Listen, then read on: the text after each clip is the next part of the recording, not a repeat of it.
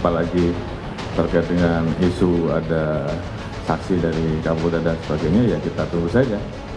Apabila memang betul ada melanggar, ya kita proses. Kapolri Jenderal Listio Sigit Prabowo menanggapi rencana tim hukum Ganjar Mahfud yang akan menghadirkan seorang Kapolda untuk membuktikan dugaan kecurangan pemilu di Mahkamah Konstitusi. Kapolri menyebut harus ada bukti kuat untuk membawa seorang Kapolda menjadi saksi dalam sidang sengketa pemilu di MK. Hingga saat ini Kapolri mengaku masih menunggu siapa nama Kapolda yang akan dihadirkan tim hukum Ganjar Mahfud. Harus ada buktinya. Berarti kalau dipanggil MK diizinin ya Pak? Ya kita lihat Kapolda ini apa. Pak, dari Kan harus bisa dibuktikan. Artinya belum ada komunikasi juga ya Pak, Kapoldanya siapa dari Kapolri ini? Saya justru menunggu namanya siapa, ya. Rencana menghadirkan seorang Kapolda sebagai saksi dalam sidang sengketa pemilu di Mahkamah Konstitusi muncul dari tim pemenangan nasional Ganjar Mahfud. Tim hukum Ganjar Mahfud menyebut tengah menyiapkan saksi dan ahli untuk dihadirkan dalam sidang gugatan hasil pemilihan Presiden 2024 di Mahkamah Konstitusi nanti, salah satunya seorang Kapolda. Ya, saya tidak mau menyebutkan namanya lebih dulu, tapi kita sedang mendiskusikan itu secara internal ya, bagaimana kita akan menampilkan semua saksi-saksi dan ahli yang akan kita ajukan. Artinya Kapolda aktif? Tunggu aja sampai sidang di MK nanti. Dalam Undang-Undang MK disebutkan permohonan perselisihan hasil pemilu atau PHPU hanya dapat diajukan dalam jangka waktu maksimal 3 hari sejak Komisi Pemilihan Umum mengumumkan penetapan hasil pemilu secara nasional. Tim Liputan Kompas TV. Lantas siapakah Kapolda yang akan dijadikan saksi dalam sidang sengketa pemilu di Mahkamah Konstitusi dari pihak TPN Ganjar Mahfud? Dan bagaimana pula sebenarnya prosedur menghadirkan seorang Kapolda aktif dalam sidang MK? Kita bahas sore hari ini bersama Emrus Sihombing, Dewan Pakar TPN Ganjar Mahfud, mantan Kepala Divisi Hukum Polri Arianto Sutadi, dan dosen STHI Jentera Bivitri Susanti. Selamat sore Bapak dan Ibu semua. Selamat sore. Saya mau ke Pak Emrus terlebih dahulu. Pak Emrus, jadi ini kan Kapolri menunggu nih siapa nama Kapolda yang akan dihadirkan rencananya oleh tim TPN Ganjar Mahfud. Jadi ini akan dibocorkankah sekarang namanya siapa? Baik. Yang pasti kita sedang bekerja keras untuk mengumpulkan fakta, data, dan bukti hukum. Dan termasuk para saksi tersebut, karena bagaimanapun kalau ada suatu kasus, ada fakta hukum, ada data hukum, maka tentu disertai juga para saksi-saksi. Nah, para saksi tersebut tidak sekedar hanya katakanlah seorang pejabat tertentu di kepolisian, tetapi para pihak yang menjadi saksi kita akan bawa ke Mahkamah Konstitusi. Jadi ini merupakan suatu paket daripada keseluruhan, karena memang tim hukum kita sedang bekerja keras. Tapi sebenarnya sudah ada belum sih yang sudah siap begitu? Polisi yang aktif gitu ya, sosoknya sudah ada, namanya sudah ada dan mau menjadi saksi? Baik, itu dikatakan tadi di opening kita oleh Pak Todung, semua para saksi kan kita ajukan. Oleh karena itu ada waktunya yang tepat nanti bahwa nama para saksi itu akan kita sampaikan di Mahkamah Konstitusi, apapun jabatannya. Karena menurut kami bahwa para saksi itu adalah suatu kewajiban bagi seluruh rakyat Indonesia ketika ada keterkaitan dan diduga mengetahui suatu kasus tertentu. Jadi sebagai warga negara yang baik, siapapun itu status sosialnya, maka ketika diajukan menjadi saksi dalam suatu penegakan keadilan dan kebenaran, saya kira kita bertanggung jawab untuk hadir di dalam suatu proses hukum. Masih dikumpulkan ya, belum diumumkan juga siapa nih kira-kira bocorannya. Kalau gitu Mbak Bivit, kemarin kan Kapolri Jenderal Listio Sigit sudah berkomentar juga ya, bahwa kita juga tunggu nih namanya siapa, dan kalau benar memang mau menjadi saksi harus ada bukti yang kuat. Mbak Bivitri, sebenarnya ngelihat dari pernyataan Pak Kapolri ini apa sih yang dilihatnya? Ya, kita juga belum tahu ya, barangkali mesti tanya ke Pak Kapolri sendiri. Tapi yang jelas begini, Justru kan kehadiran saksi itu untuk meyakinkan hakim tentang suatu peristiwa hukum yang sedang diperiksa di dalam sebuah pengadilan, dalam hal ini Mahkamah Konstitusi. Jadi masalah bukti kuat atau tidak ya nanti terserah hakim, dan yang penting saksinya datang dulu ke Mahkamah Konstitusi. Sebenarnya itu dulu yang harus dipahami bersama. Jadi bukan yang harus kita lihat itu memang bukan jabatannya, bukan juga misalnya kalau barangkali ada publik yang terkecoh, kalau polisi nggak boleh pokoknya ikut-ikutan dalam pemilu, bukan itu. Karena saya menduga yang ingin dibuktikan adalah soal keterlibatan aparat, karena kita berbicara soal dugaan kecurangan pemilu yang sifatnya terstruktur, sistematis, dan masif.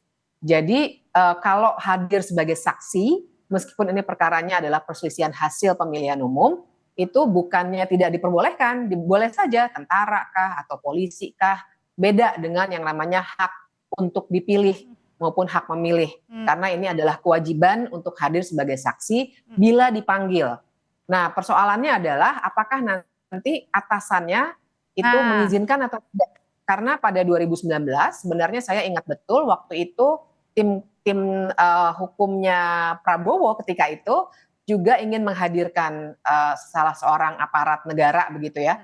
Tapi mereka meminta supaya yang memanggil adalah Mahkamah Konstitusi. Sehingga tidak mungkin ada upaya menghalang-halangi dari seorang yang masih aktif itu dari atasannya. Karena kita paham dalam struktur aparatur pemerintahan kah, aparatur kepolisian, tentara itu sangat struktural. Apa yang boleh atau tidak boleh itu sangat tergantung pada atasannya, dan bisa saja kalau memang nanti membahayakan korps bisa saja tidak diizinkan. Nah, tapi kalau ada surat panggilan dari Mahkamah Konstitusi maka nanti wajib hadir. Cuma waktu 2019 itu tidak mau dilakukan oleh Mahkamah Konstitusi. Jadi kita memang tidak hadir juga atau tidak dihadirkan juga ya berarti pada saat itu. Waktu itu sih tidak dihadirkan, tapi banyak alasan ya, karena kita harus ingat kan perkara di MK itu cuma 14 hari. Jadi MK biasanya juga akan membatasi kalau jumlah gitu Mbak Bivit, kalau misalnya kira-kira nih ya, kira-kira kalau melihat situasi yang sekarang mungkin nggak tuh dihadirkan? Ya saya nggak tahu, tergantung dari Mahkamah Konstitusi. Saya tidak bisa memperkirakan karena belum pernah ada presidennya yang seperti ini. Masih belum ada presiden yang bisa menghadirkan begitu ya, atau dihadirkan begitu? Bukan, artinya apakah Mahkamah Konstitusi bisa mengirim surat resmi?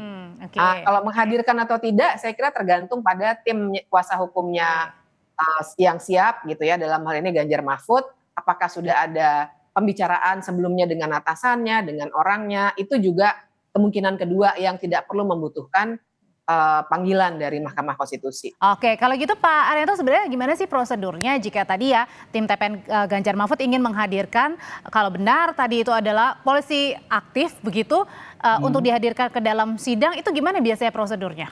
Itu prosedur biasa saja seperti pembengkelan saksi biasa. Boleh nggak itu Pak tapi? Boleh. Yang menentukan saksi perlu dihadirkan sidang itu adalah hakim. Kalau hakim itu butuh kesaksian yang dihadirkan, dia akan memanggil. Dan panggilan pada saksi itu dalam persidangan di MK biasa saja. Saya dulu juga pernah tuh ada gugatan dari mana gitu ya, kemudian kita dipanggil sebagai saksi, ya kita hadir aja, nggak usah izin dari Kapolri. Apalagi seperti ini sekarang ini. Ini masalahnya cuma harus diperjelas gini. Tadi kan mengatakan asal ada bukti dan sebagainya. Itu maksudnya bukan saksi itu nanti dipanggil kemudian terlibat maksudnya tidak ada izin berarti langsung datang aja gitu? Kan bukannya harus taat sama atasan?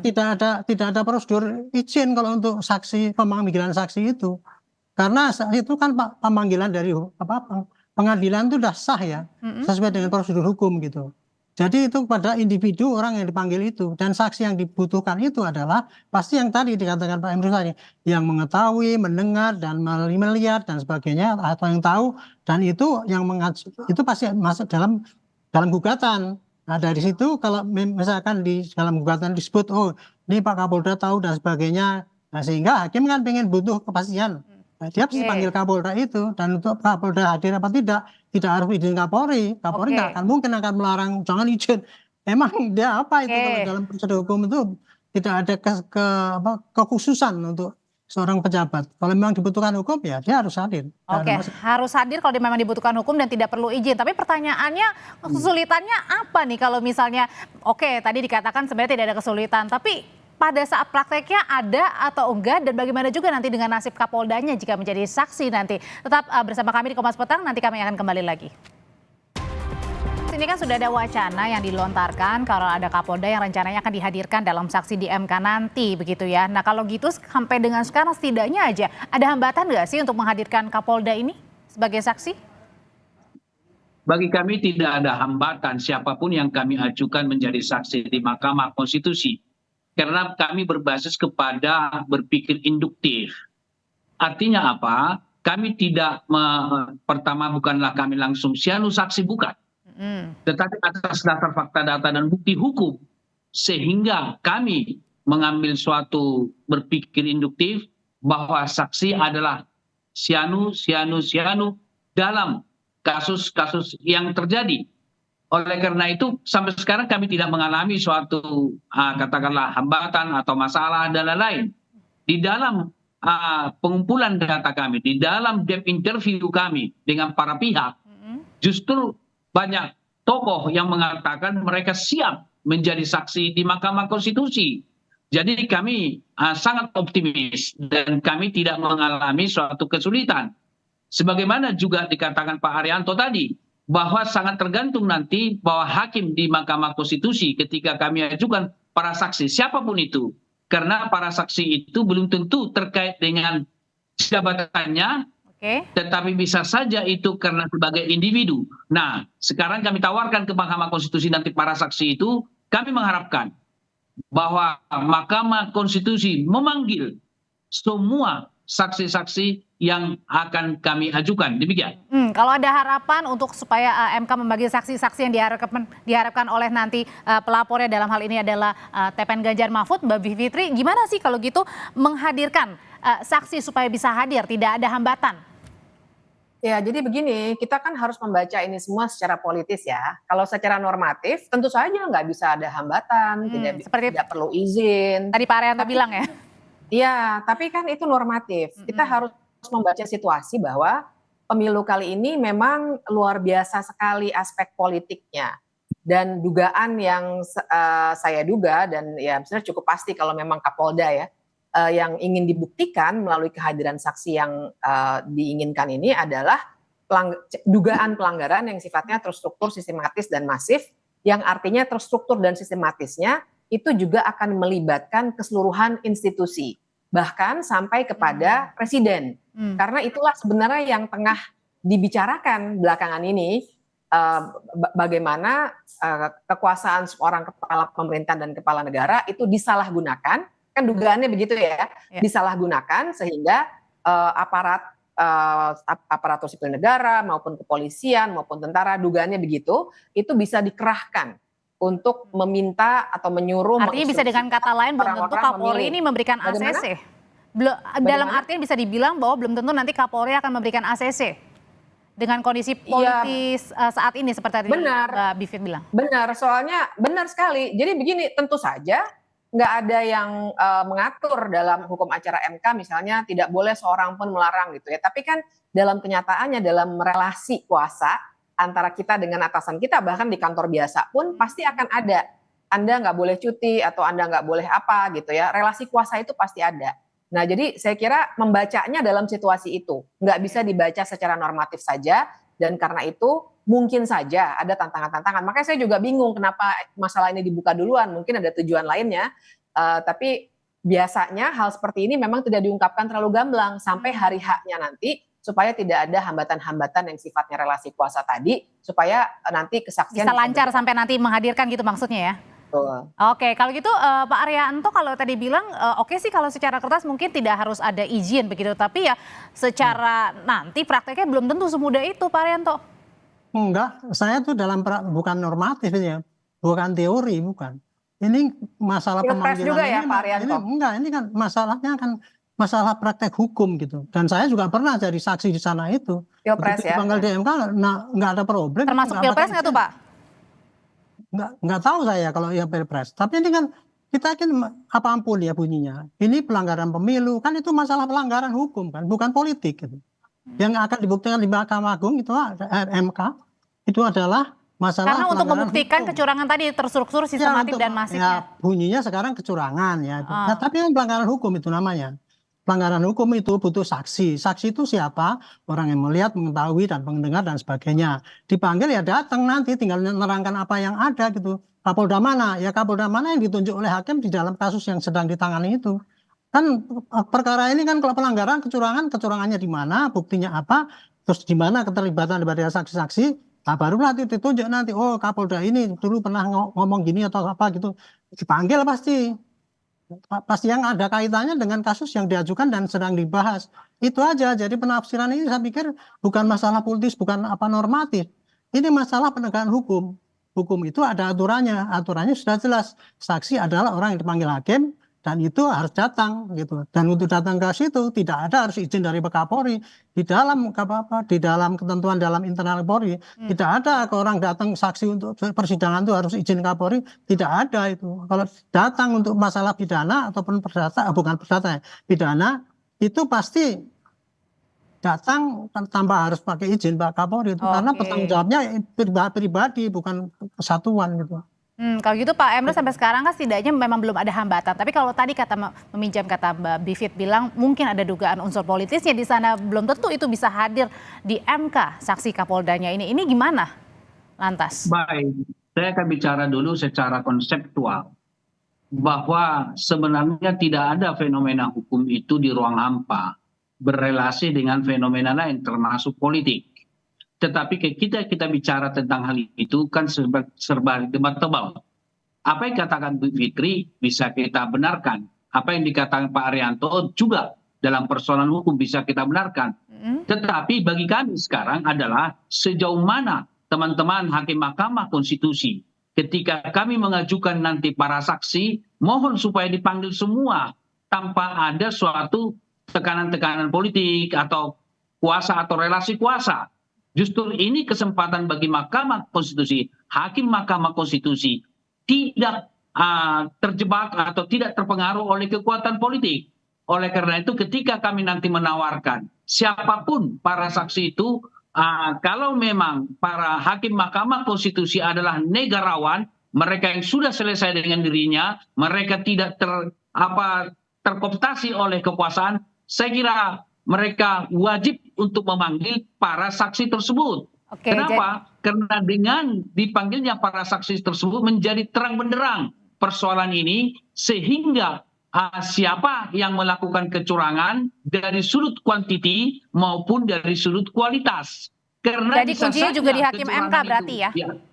Iya, jadi kita mengharapkan hakim MK, teman-teman yang ada di sana bertindaklah negarawan dan memanggillah semua para saksi tersebut sehingga perdebatan-perdebatan yang sifatnya Bi Fitri katakan bahwa ada konteks politik, baru Pak Arianto dari konteks penegakan hukum, menurut pandangan saya benar, kuncinya adalah sekarang dari perdebatan dua tokoh kita ini bahwa di Mahkamah Konstitusi kita tunggu konsekuensi mereka, ketegasan mereka supaya memanggil para saksi yang kami ajukan nanti di Mahkamah Konstitusi. Demikian. Oke, kalau gitu berarti Mbak Vivi tadi dugaannya bukan hanya muatan unsur politis, tapi juga tadi berani nggak nih hakim MK-nya juga manggil? Ya, soalnya begini, kan kami mengamati karena mengajar juga hukum acara Mahkamah Konstitusi, termasuk hukum acara perselisihan hasil pemilihan umum. Nah, 2019 itu yang terjadi kan begini, 14 hari waktu untuk pembuktian secara keseluruhan.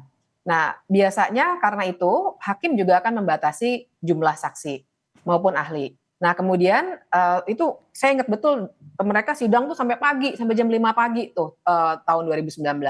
Nah, setelah itu biasanya juga yang akan bertanggung jawab memanggil para saksi dan ahli adalah tim masing-masing paslon yang punya legal standing. Nah, kecenderungannya memang MK tidak mengeluarkan surat pemanggilan. Nah, itu waktu itu yang diminta, saya ingat betul, Prof. Denny Indrayana sebagai kuasa hukumnya Pak Prabowo waktu itu meminta supaya hakim yang memanggil gitu. Tapi waktu itu tidak dikabulkan oleh MK karena tata caranya memang karena waktu yang sempit juga tidak seperti itu. Langsung bahkan waktu itu disumpahnya aja rame-rame tuh. 10 orang rame-rame disumpah bareng-bareng gitu. Nah, jadi suasana seperti itu yang juga harus dibayangkan. Mudah-mudahan sih nanti ada perubahan karena Pak Soehartoyo ketua MK itu sangat progresif. Tapi kita belum tahu nanti seperti apa dinamikanya. Mbak Bivitri, terima kasih. Pak Emrus, terima kasih. Pak Arianto, terima kasih. Sehat selalu terima kasih. semuanya, Bapak dan juga Ibu. Selamat sore Pak Arianto, Bivitri. Selamat sore. Saudara tetap